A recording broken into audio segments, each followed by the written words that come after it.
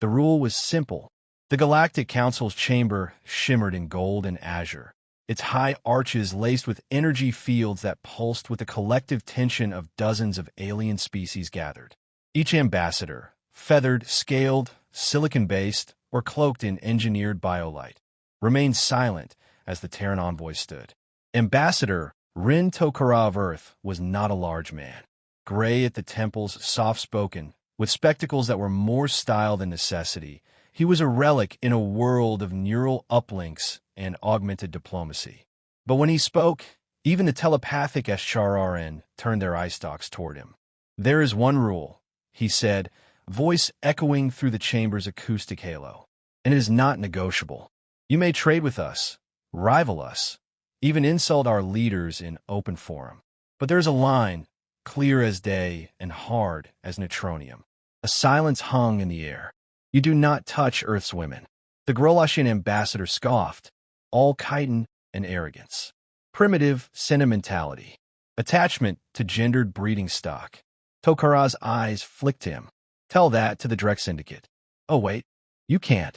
The Grolachian's mandibles clicked shut. There were records, of course. Archives of vaporized fleets, dismembered mercenary lords, and entire moons turned to ash, all following the same misstep. The rule wasn't Earth's demand. It was a universal understanding. The one sacred line in the chaos of galactic politics. Even the oldest empires had come to respect it. But respect is often the first thing lost by those too large to fear. High above Earth's atmosphere, the Imperial dagger cruised in low orbit, cloaked by next-gen stealth plating. Aboard her, Lord Commander Orenvex of the Galactic Empire stared at the target display with mild amusement. "One female," he said, sipping from a crystalline flask. "A low-level scientist. Acquiring her will be symbolic. A message to the humans." His lieutenant frowned. "But the reports, sir." "Propaganda." Oren waved it away. "The humans play-act rage to keep us afraid. But were they really? One dirt ball of mammal pretending to be a galactic power. No, this is the moment we remind them of their place." He tapped the command pad. "Initiate extraction." Dr. Ilam Becky stood beneath the clear African sky, admiring the telescope array she had just helped calibrate. The dry wind swept through her dark curls as the sun dipped below the horizon. She was alone at the observatory. Her colleagues had left an hour ago. Then the stars disappeared. No, not disappeared, blotted out by the descending shape. She had no time to scream. A beam of violet light hit her chest, and in an instant she vanished, the gravel below her feet undisturbed. Far above, the Imperial dagger jumped to hyperspace. At 2:19 a.m., Earth's orbital grid detected a violation. At 2:20 a.m., an AI-designated Nemesis protocol activated. At 2:21 a.m., deep inside Earth's Strategic Command complex buried beneath Greenland, Admiral Sophia Trent was awakened by a single message on her retinal HUD. Rule 1 violated. Omega Prime online. She sat up in her bunk, heart racing. "God help them," she whispered. The Terran Federation didn't respond like others. There were no diplomats scrambling to negotiate, no UN-like debates about proportionality. There was only silence. Then movement. In the Mariana Trench, what the world believed was a deep-sea research station began to rise. Beneath the ice of Europa, 10 vessels activated. On Mars, the dormant yards of Olympus Mons opened their blast doors for the first time in 3 decades. All across the Sol system, fleets are coming online, not with blaring sirens or media fanfare, but with grim, practiced precision. In the Empire's inner ring, celebrations began. Earth would surely protest, but what could it do? Its fleet, while dangerous, was minuscule. Its politics, laughably democratic. Its people, sentimental and naive. Oren Vex stood before his soldiers with a smirk. "They feared us once," he proclaimed. "Now they will kneel." He didn't know, none of them knew, that 3 minutes earlier, one of Earth's Ghost Legion captains had already entered Imperial space via a forbidden black-fold corridor. She wore no insignia, only matte black armor and eyes that had seen too much. Her name was Commander Isla Voss, and she was coming. not to start a war, but to end it. Back on Earth, Ambassador Tokara prepared his next message to the Council. It would be brief, just 6 words, the same ones used during the Mars Rebellion, the same ones etched into the memory of every species that had learned the hard way. They broke the rule. We respond. The fury awakens.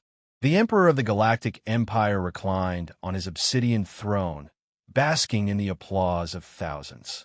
Giant banners of the Golden Eagle flapped under the atmosphere-controlled dome of the Capitol Arena. Orenvek's capture of a human had gone viral across Imperial networks. To the masses, it was a victory, proof that Earth's aura of invincibility was a myth. But the advisors at his side weren't clapping. Grand Strategist Kel Vura stepped forward, holographic reports flickering across his gauntlet. Majesty, the humans have gone silent. No threats, no sanctions, no diplomatic transmissions. The Emperor raised an eyebrow. And that worries you? Kel's voice dropped. It terrifies me. In the dark of deep space, far from trade routes and mapped corridors, humanity moved. The first Terran strategic fleet slid out of warp near the uninhabited gas giant Garos 6. Ships of all classes, sleek destroyers, dreadnoughts, stealth corvettes, gathered in the planet's magnetic shadow. Admiral Sophia Trent stood on the bridge of the TSV Vengeance, Earth's most advanced carrier, observing the fleet with steely calm. Deploy Black Shield teams, she ordered. Begin surgical strikes. I want their communications, logistics, and military coordination buried before they realize they're at war. At her side, Fleet Commander Chow nodded. And the girl? We get her back. But first, Trent's eyes narrowed. We make them bleed confusion. On a remote moon in Imperial space, a relay station manned by 24 crew stopped transmitting. No alarms. No explosions. Just a blacked-out screen. Hours later, 5 more installations vanished from the network. Dr. Isla Mbeki pressed a shaking hand to her temple. Her prison cell on the Imperial prison moon Thavros Prime was harsh, all plasma bars and recycled air. But it wasn't the cold or the hunger that broke her. It was the sound of nothing. She'd screamed for hours when she arrived. No one came. She'd shouted her name, her credentials, her rights. Silence. Until today. Now there was noise. The hum of lights dimmed. A buzz cut out. Something was wrong with the power grid. Then came the whispers. Guards murmuring in hallways. An alarm chirped and died. Metal boots clanged down stone corridors, then stopped. And then, the flicker of her cell bars vanishing into static. From the darkness stepped a woman, tall, muscular, armored in matte black from neck to toe. Her helmet hissed as it folded back, revealing eyes like burning coals beneath storm-gray lashes. Dr. Mbeki, the soldier said. Isla stumbled back. Who what? Commander Isla Voss. Ghost Legion. You're safe now. Keep low.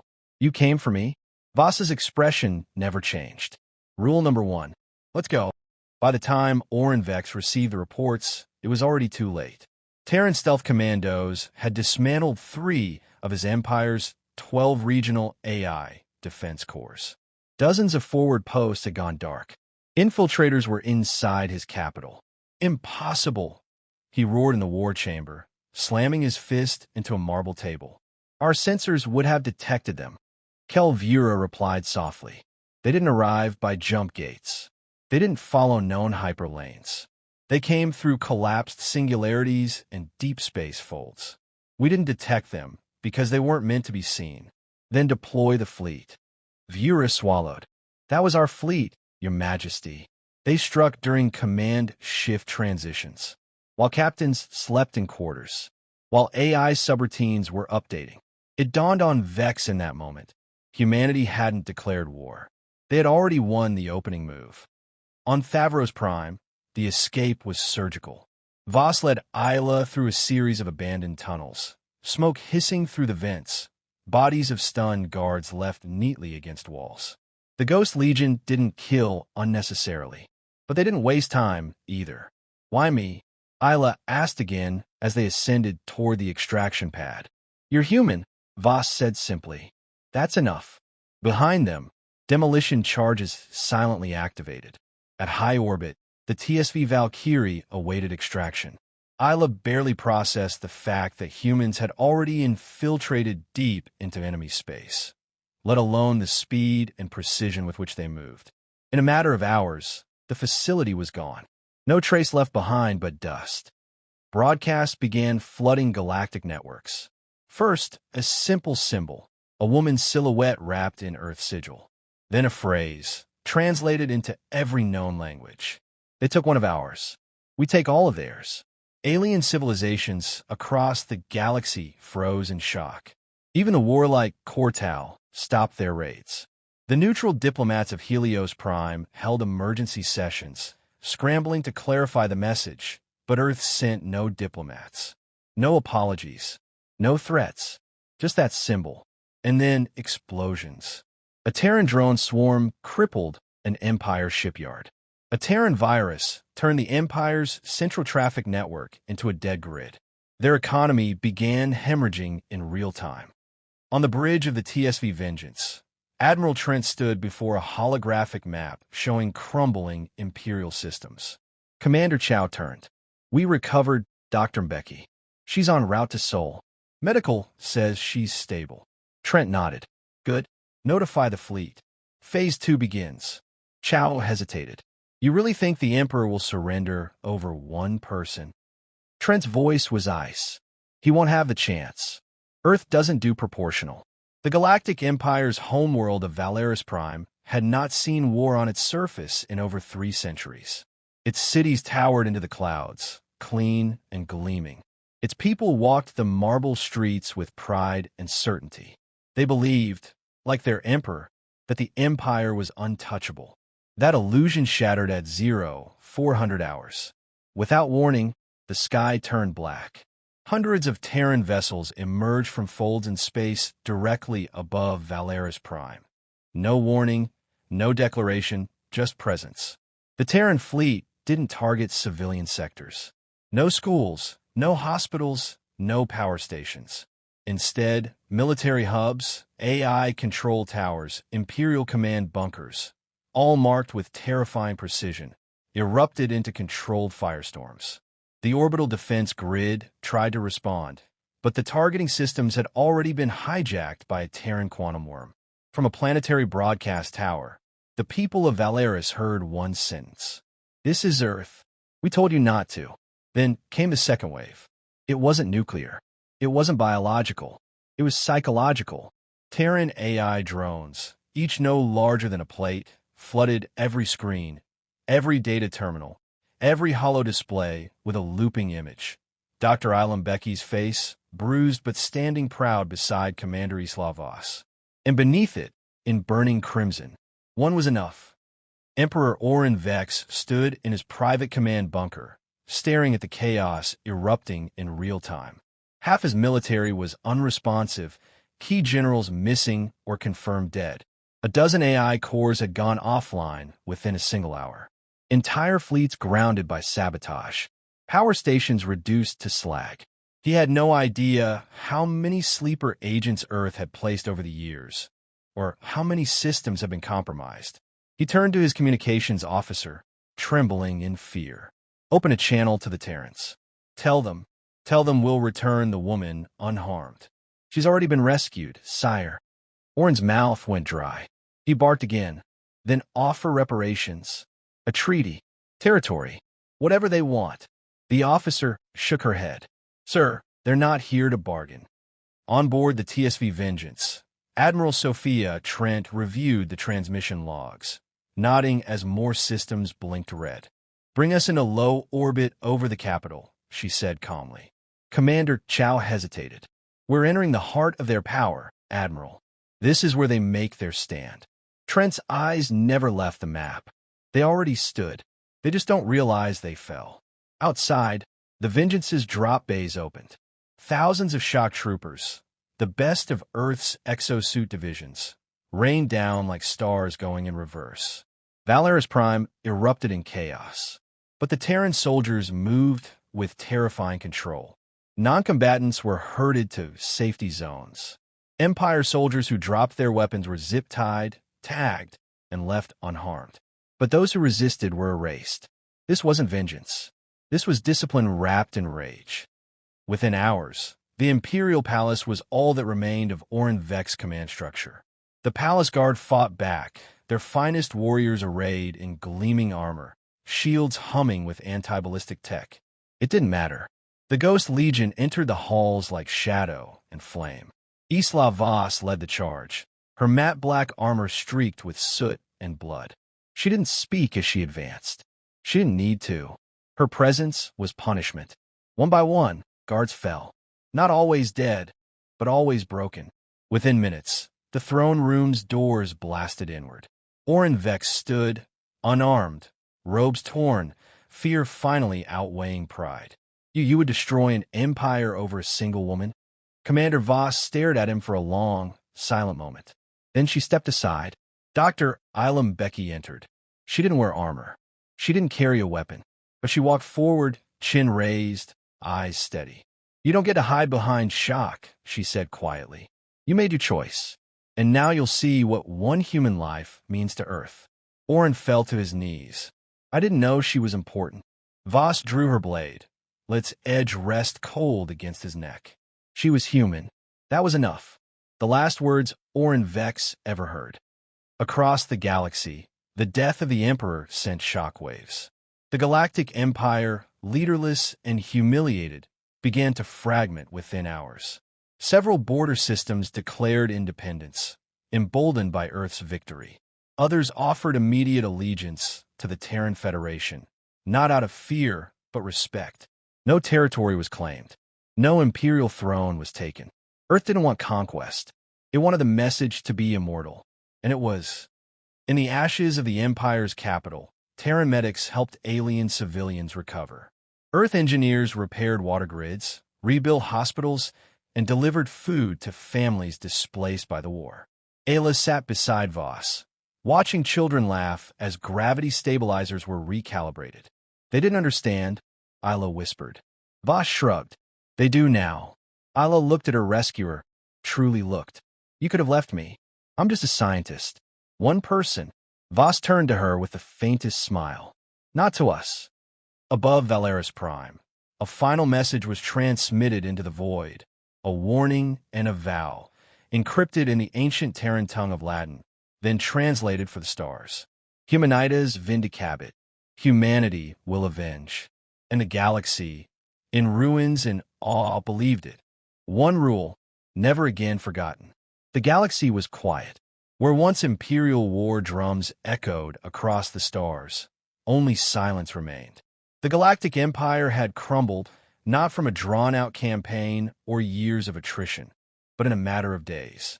It was the kind of collapse historians would struggle to believe. Yet survivors bore witness. The stars had seen it. Earth had willed it. And now came the aftermath. Above the ruins of Valeris Prime, Earth's fleet lingered in low orbit. Not as conquerors, but as watchmen. Medical ships descended onto war-torn cities. Engineers in silver EVA suits repaired transit lines and reactivated atmospheric filters. Terran linguists helped local governments re-establish communication grids. Clean water flowed. Food stores were restocked. Humanity, having struck with a fist, now extended an open hand. Admiral Sophia Trent surveyed the rebuilding efforts from the command deck of the TSV Vengeance. Around her, holoscreens displayed relief statistics. Refugee centers active. Energy grids at 62%. Disease outbreaks, none. Commander Chow approached. Reclamation operations are 87% complete, Admiral. The remaining planetary systems are requesting aid, coordination, and he paused. And guarantees. Trent raised an eyebrow. Guarantees? They want to know, Chow said, carefully, if Earth will stay. Trent shook her head. We didn't come to rule. We came to remind. She turned to the fleet-wide broadcast console and keyed in a transmission. Across liberated systems, her voice echoed. This is not an occupation. This is a message. Let all who value life, freedom, and respect hear it. We came for one of ours, and we leave only with her. Back on Earth, the United Terran Council convened in Geneva Spire. The chambers were filled not just with humans, but representatives of dozens of alien species. Formerly wary of Earth's power, they now approached with a mixture of reverence and humility. Ambassador Run Tokara stood at the center of the marble floor, the symbol of the Terran Federation glowing behind him, a globe cradled by two outstretched hands. He addressed the galaxy, live, on every channel. A single human life is not a bargaining chip. It is not a tool. It is not acceptable collateral. We are not feared because we are violent. We are feared because we remember every face, every name, every daughter. He paused. The Empire thought our silence meant weakness. They learned it meant preparation. The Council voted unanimously. A new intergalactic statute was ratified that very day.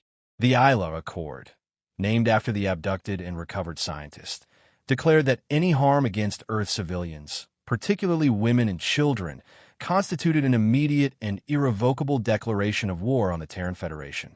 And for once, no species objected, because every one of them had seen the alternative. Isla Mbeki sat by the shores of Lake Victoria, the sun warm against her skin. She still wore a faint scar along her wrist from her restraints on Thavros Prime, but her eyes were clear. Isla Voss sat beside her, sipping silent tea. "They're rebuilding," Isla said. "Even the aliens we fought, they're recovering faster than I expected." Voss nodded. "They understand now. We didn't destroy them. We destroyed the illusion that we wouldn't." "You came so fast," Isla said, staring at the water. "I still can't believe it. You risked war." "It wasn't a risk," Voss cut in. "It was protocol." Isla laughed softly. "So it's true? Rule number 1. Voss finally looked at her. "It's more than a rule. It's a promise. Written into our doctrine, encoded into AI subroutines, burned into the minds of every soldier. You do not touch Earth's women." Isla was quiet for a moment, then asked, "What if I'd been someone else? Not a scientist, not someone with clearance, just anyone?" Voss answered without hesitation. "Then we'd have come sooner." In a school dome on the planet Uran AK, a young alien student raised a clawed hand. "Teacher," he asked, "why do all the maps say Earth has no empire, but everyone treats them like gods?" The instructor, an elder of the Zanari species, touched the burnished token around his neck, a gift from Terran relief workers. "Because Earth doesn't need an empire," he replied. "They have something stronger." The class waited. "They have love. Terrible, powerful love. The kind that destroys planets for a daughter, for a sister, for a stranger, and the kind that rebuilds afterward better than before." Above the galactic core, a monument was placed in orbit, a simple obelisk floating in silence. No inscriptions, no political flags. Just a single phrase projected in every language known to the stars. Rule number 1, don't touch Earth's women. The galaxy had learned, and would never forget.